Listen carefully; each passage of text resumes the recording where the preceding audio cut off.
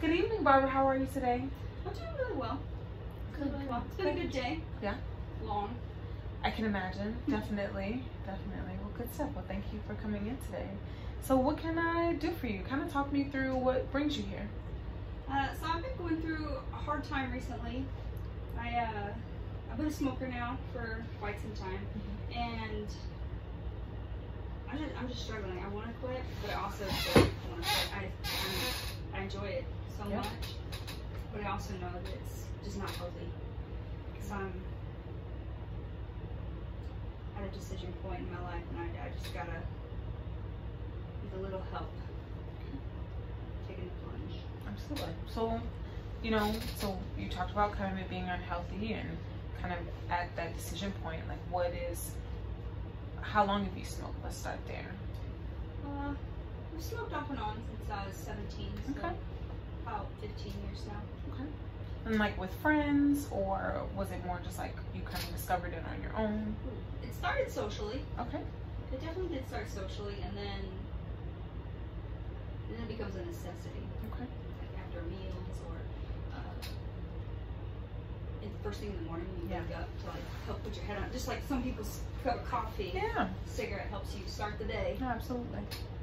Get going. Okay. So like smoking became more of a social thing, and then it became, so it was more like connecting with your friends or connecting with people, and then it kind of became associated with just like your day-to-day habits. Am I getting that right? Yes. Okay. Got it. And so so about 15 years, and then now kind of where is smoking in your life? Like, is it still just with your day-to-day, or are you only using it in social environments now? Oh, definitely day-to-day. Okay. Definitely day-to-day. It's something that I crave multiple times throughout the day, and feel like it's embedded in the root of who I am. And I think that that's my biggest challenge, is to quit smoking. I feel like it's to lose a bit of me. Okay. Got it. So that's a kind of a part of your identity, right? Yeah, absolutely. And it doesn't make it bad. It's just something that you want to change. Am I getting that right? Yes. Okay. And so so what does your life look like? Let's start from a year from now. Like, does it look like smoking is a part of your life, or do you see some changes in your environment happening? Well, right now I'm up for a promotion, so maybe in a year, after having been promoted, I can see how like maybe it might negatively affect my status in the company. Okay. I could see how maybe that might be frowned on. Okay. You don't want to go into meetings reeking like cigarette smoke, especially in today's environment. It's a little bit more frowned upon. Yeah. So I could see a year from now potentially no longer, at least in a work setting, smoking. So talk me through your work setting now. Like, what is it more condoned in your work setting? Is your work setting kind of more friendly to smoking? Is it more acceptable maybe in your work center, or is your work center maybe driving you to smoke? So right now, overall, I would say nobody cares. Like, we're not close quarters, or I'm not really involved in any super huge meetings. Yeah. But there are definitely factors that drive the smoke breaks throughout the day. Okay. You've got irritating coworkers that you just need a break from, or the boss that's like a little bit overbearing. So sometimes you need to take a step away and have a moment. And right now, that's a hard thing to picture, to like not have that reason to step away and escape. No, absolutely. No, I totally get that. So kind of like stressors at work, like almost makes you look forward to this smoking break, it sounds like. And you deserve it, right? Like, you're working hard, you're trying to get this promotion, and so this break is like, your only time to be yourself is, I hope I'm not putting words in your mouth. No. And so is it the same way at home? Like, are you having some home stressors and things, or is it pretty acceptable at home too? At home it's acceptable. My husband and I both smoke. The biggest driver at home is just that quality one-on-one time with my husband.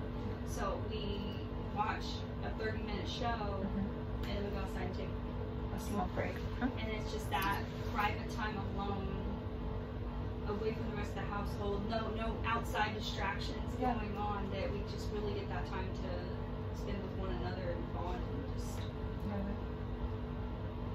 actually really good quality time. Yeah. So it's kind of part of like your love language. It sounds like kind of spending that time together. Okay. And this is kind of a daily thing, right? Like every day you guys get this time together to just decompress, maybe from work, or something like that. Absolutely. Okay. And so less stressors at home, more stressors at work, it sounds like.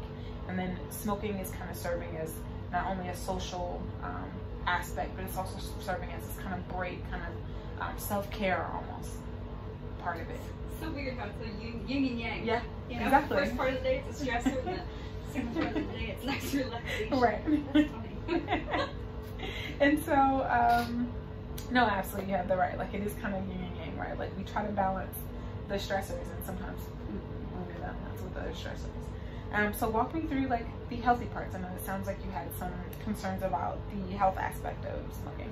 Oh yeah. So, you know, even today they got like the Surgeon General's warning right on the box. Yeah. And it's, you know, so like the news and social media is all very, very vocal about how unhealthy it is now. Okay. And then the biggest issue is my mom. Like she has several smoking related illnesses, and quite honestly, I remember being a teenager when we first learned about her diagnosis of emphysema. I asked her to quit smoking because I wanted, my reasoning to her was I told her I wanted my grandchildren, or like, you know, my kids, my grandchildren, to remember her. Yeah. And her decision to not quit smoking and continuing to damage herself, it's become almost a reality. Like it's very feasible that her grandchildren may not remember her, and it's heartbreaking because it's a choice. Yeah. And so now I feel like I'm facing that choice myself. So it's kind of, it's almost defined your relationship with your mom. Like, you know, you're almost kind of the parent in that aspect. Yeah, absolutely. Okay. Yeah. No, I get that. Yeah. I'm sorry about the health stuff. And so do you feel like some of those same health concerns you think maybe are on you and your husband? Do you feel like you're kind of carrying that weight too? Oh, absolutely. Like it's a definite fear. Yeah. Neither one of us are currently unhealthy. Okay. But I feel like once you already receive such a diagnosis, it's even harder. Yeah. You know, it's really easy to be like, oh, well, I already have emphysema, why stop now? Yeah. Whereas I feel like we're at a good point right now to prevent any future damage. Got it. And so what are some other preventative things that you're doing?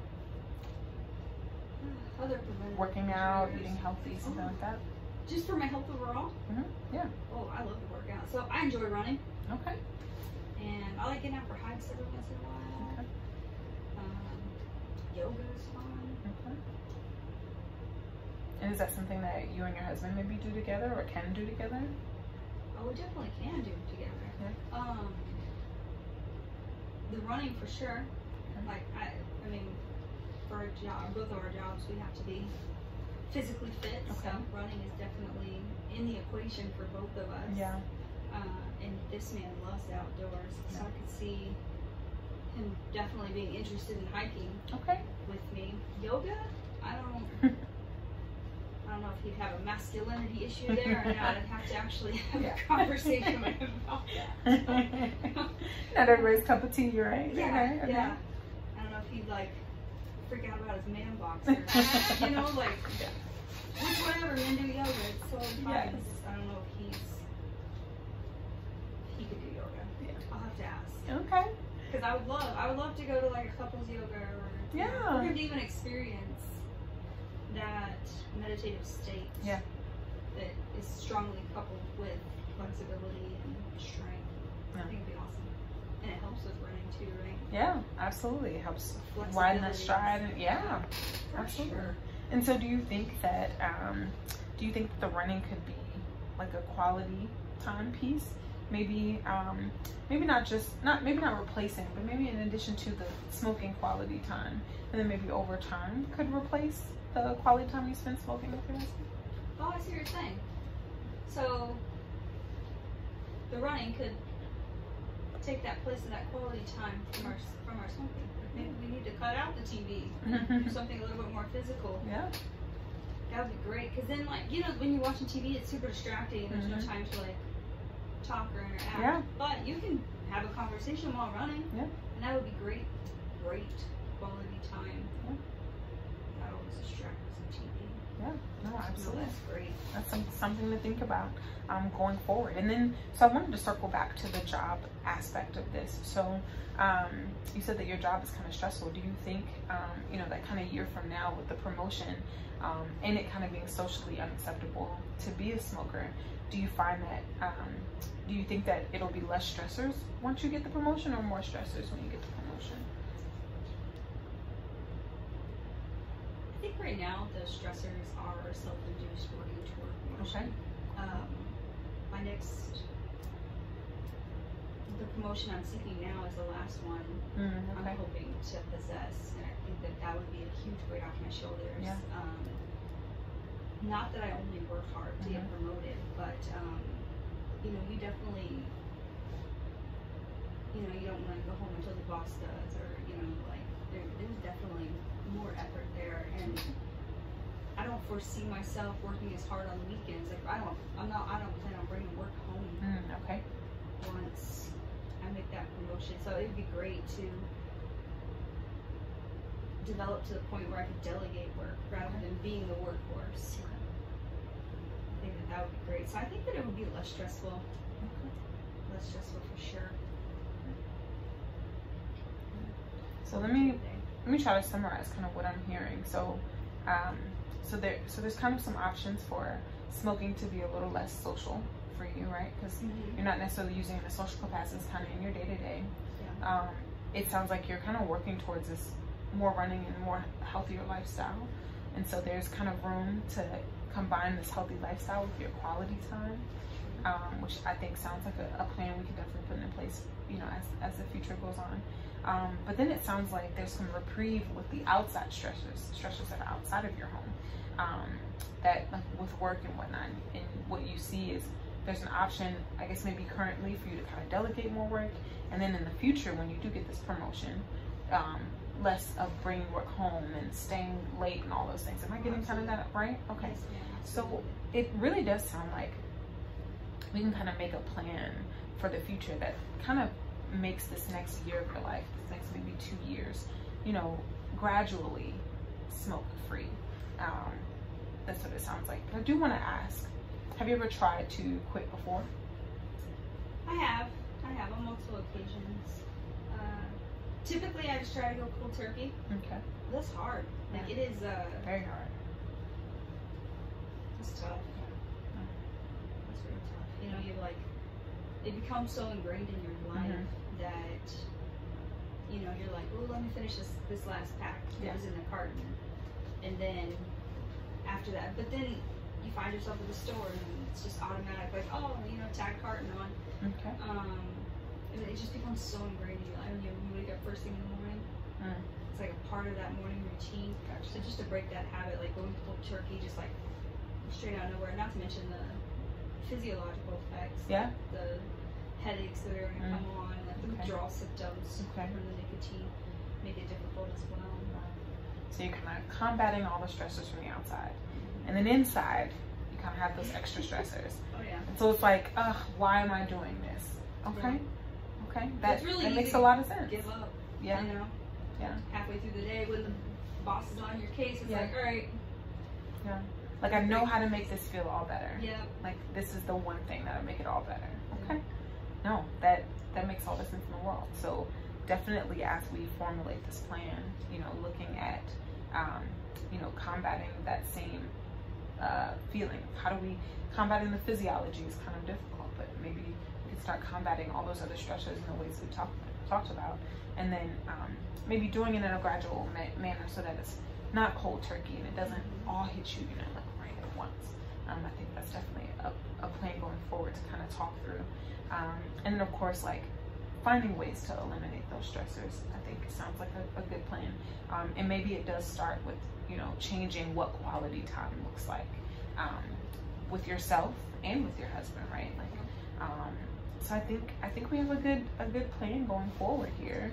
And so let's make an appointment for next week, and let's kind of talk through and get that plan started. Absolutely. Awesome. Thank you so much.